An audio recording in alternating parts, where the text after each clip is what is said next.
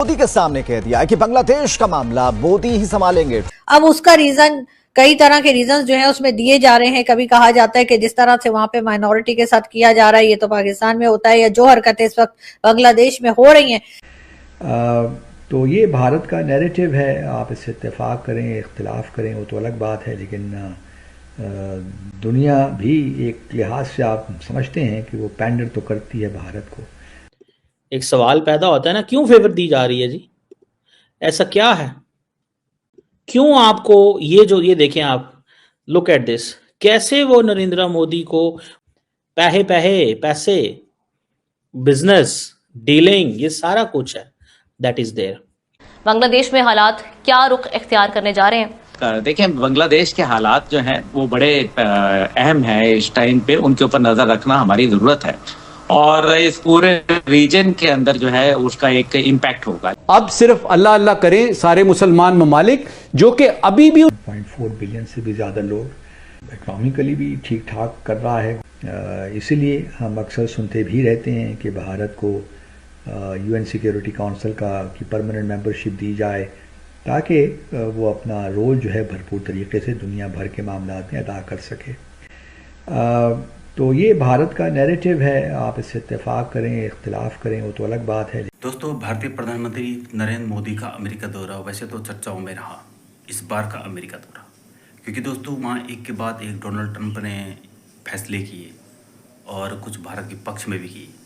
अब दोस्तों, बांग्लादेश के हवाले से डोनाल्ड ट्रंप ने ये कहा मीडिया पर प्रेस कॉन्फ्रेंस में कि भाई बांग्लादेश का जो मामला है वो मोदी ही निपटाएगा, मैं इसमें आऊँगा नहीं, मोदी के हवाले बांग्लादेश। यह सुनकर तो बांग्लादेश और पाकिस्तानी मीडिया में खलबली मच गई कि देखो डोनाल्ड ट्रंप ने बांग्लादेश को, जो वहाँ पे अल्पसंख्यकों पर अत्याचार हो रहे हैं उसके मुद्दे पर भारत के हवाले कर दिया बांग्लादेश पर, तुम संभालो, जो करना है करो, ठोकना है ठोको, जो तुम्हारी इच्छा है वो करो। पाकिस्तानी मीडिया तो सदमे में आ चुकी है, कितनी छूट भारत को दे दी है, अब तो भारत छोड़ेगा नहीं बांग्लादेश को।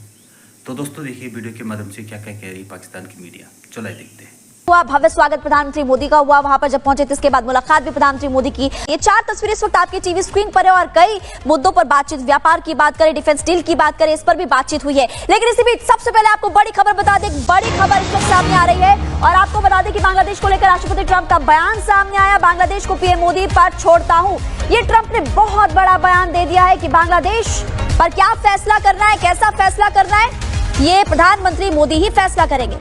Well, there was no role for our deep state. It was this is something that the Prime Minister has been working on for a long time and has been worked on for hundreds of years, frankly. I've been reading about it. But I will leave Bangladesh to the Prime Minister.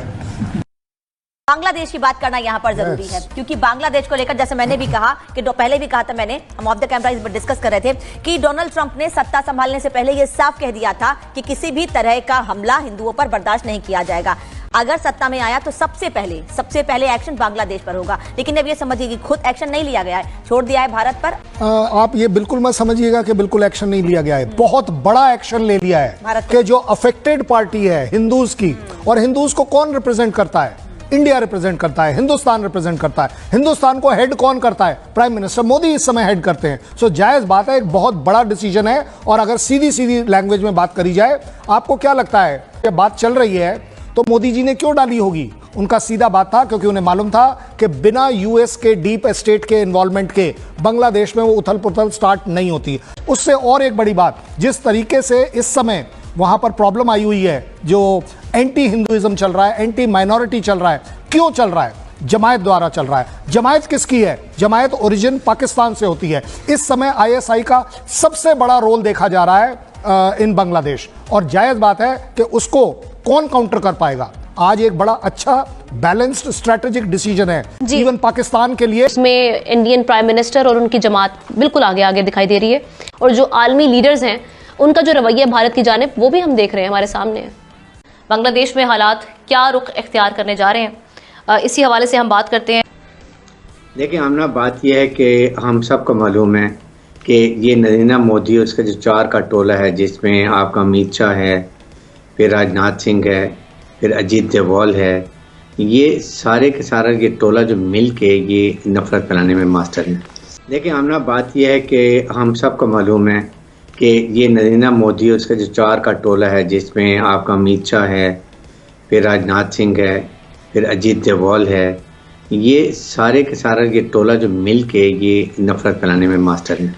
So they are known global terrorist, इस पे कोई शक। इसकी वजह से भी दुनिया में इनके खिलाफ नफरत बढ़ी है। कनाडा तो बहुत ही आगे निकल गया अमेरिकन डिप्लोमेसी में, क्योंकि उनके अपने स्ट्रेटेजिक इंटरेस्ट हैं, इसकी वजह से वो ये कर रहे हैं। बट इसको जो मॉडरेट हिंदू हैं उन्होंने इन इलेक्शन में इसको बिल्कुल कंडेम किया है। सो बात यह है कि इनको परवाह इसलिए नहीं है कि दुनिया को इनकी ज़रूरत है। आपके सामने अगर ये मोदी को पहले टेररिस्ट क्लियर किया हुआ था, ये गुजरात में इसने क्या किया है, इसने ज़बरदस्ती कश्मीर पर कब्जा कर लिया, 370 और 35 को कर लिया। इससे ये पता चलता है कि ये टोटली एक्सट्रीमिस्ट हिंदू है। ये इसको सब इल्म है, लेकिन ये अपनी ताकत के नशे में पागल हुआ, बस बदमस्त हाथी की तरह। अगर सोवियत यूनियन की 15 रियासतें विद सोवियत यूनियन की इतनी ज़्यादा मिलिट्री माइट, न्यूक्लियर आर्सेनल, हर चीज़ के बाद टूट सकती है, इतनी फौज का जो कि फौज की इंटैक्ट है, तो इंडिया की फौज है अनट्रेंड है, अनप्रोफेशनल है, और ये सिर्फ नहाते और मुसलमान औरतों, बच्चों, बूढ़ों, कश्मीरियों को मार सकते हैं। इसलिए I can see on the writing on the wall के इंडिया का ब्रेकअवे होगा, ये इंशाल्लाह हमारे लाइफ स्पैन में होगा। जी दोस्तों, भारत हमारा हमसाया मुल्क, बहुत बड़ा मुल्क, दुनिया का सबसे बड़ा मुल्क आबादी के लिहाज से, 1.4 बिलियन से भी ज़्यादा लोग, इकनॉमिकली भी ठीक ठाक कर रहा है। इसीलिए हम अक्सर सुनते भी रहते हैं कि भारत को UN सिक्योरिटी काउंसिल की परमानेंट मेंबरशिप दी जाए, ताकि वो अपना रोल जो है भरपूर तरीके से दुनिया भर के मामलात में अदा कर सके। तो ये भारत का नैरेटिव है, आप इससे इत्तेफाक करें, इख्तिलाफ करें, वो तो अलग बात है, लेकिन दुनिया भी एक लिहाज से आप समझते हैं कि वो पैंडर तो करती है भारत को। अमेरिका जो है वो क्योंकि वो अपने लॉन्ग टर्म जो है देख रहा है चीन को अपना हरीफ, तो भारत को चीन को काउंटर करने के लिए भारत की ज़रूरत है उसको। और चूँकि चीन और भारत के दरमियान ताल्लुकात ठीक नहीं हैं, बॉर्डर डिस्प्यूट्स हैं, तो इस वजह से मोदी साहब का भी यही ख्याल है, या भारत का भी यही ख्याल है कि इस वक्त अमेरिका से जिस कदर उनको बेनिफिट मिल सकता है वो शायद रूस और चीन से नहीं मिल सकता। बट मीनवाइल वो रूस के साथ अपने ताल्लुकात को कायम रखना चाहते हैं, ताकि वो एक लेवरेज के तौर पे। दोस्तों, देखा आपने वीडियो के माध्यम से किस तरह से पाकिस्तानी मीडिया भारतीय तारीफ कर रही है कि देखो अमेरिका के साथ भारत के इतने अच्छे रिश्ते हो चुके हैं कि अब देखो बांग्लादेश के मामले में जो अल्पसंख्यकों का मामला है उसमें भारत को खुली छूट दे दी अमेरिका ने कि भाई तेरे हवाले, अब जो करना कर। तो दोस्तों, पाकिस्तानी मीडिया काफ़ी सदमे में है।